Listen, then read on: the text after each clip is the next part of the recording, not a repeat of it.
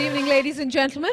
My name is Pooja Yadav. Yes, I'm the lucky lady who's been chosen to host this absolutely fantastic evening. And yes, it's already fantastic because the crowd in front of me is amazing. So really, a warm welcome to all of you. We hope you had a smooth and safe journey getting to our venue. Thank you for taking out time to be with us here.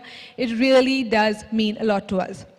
Now, let's move on to the important part. Why are we here?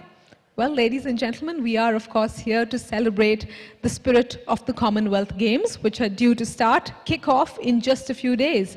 We're also here to celebrate and salute the spirit of all the athletes who are going to be taking part in these international games.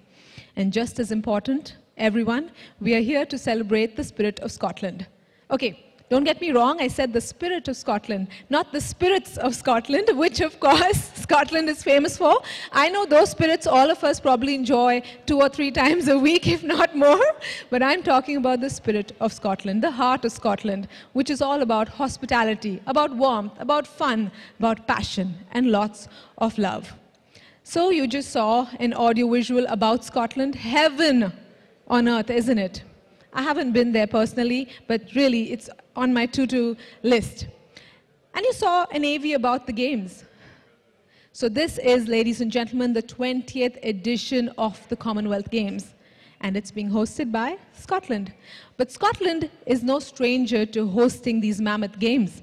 They've done it before in the years 1970 and in the years 1986. 17 games, 17 sports. That's what are going to be played during 11 days of pure magic and adventure. And one host city, Glasgow, Scotland, that's where you are going to capture all the magic. So if you haven't, it's still not too late to book your tickets. I know I've been thinking about it. So ladies and gentlemen, let me also tell you that the baton has traveled through the length and breadth of Scotland, visited over 400 communities, really 4,000 baton bearers. It's been an amazing journey, and now, of course, the baton is back in Scotland, ready for the kick-off, the opening ceremony. Glasgow, Scotland, all set to welcome 4,500 athletes. And for this, 15,000 volunteers have put their hands up and said, we're going to be part of this mammoth exercise, and we're going to make sure that every athlete and every spectator feels at home in this beautiful country. Speaking about the country, let me tell you a little about Scotland. It's roughly 60% the size of England. It has a population of 5 million. Now, out of that population, 1%, 55,000, small but very significant part, is of Asian origin. And speaking for all the Indians in the room, I know what we lack in number, we make up with our colorful, larger-than-life personalities. Don't you agree? Yeah, I'm sure you all do. And how can I mention Scotland and not mention the Edinburgh Mela? Mela, of course, comes from the Sanskrit word meaning gathering. Now, that is something you've all heard of. It's a multicultural festival which does not need an introduction. It's a happy mixture of arts and craft, of dance and music and sports and food, fashion, activities for children, lots of food, and whatnot more.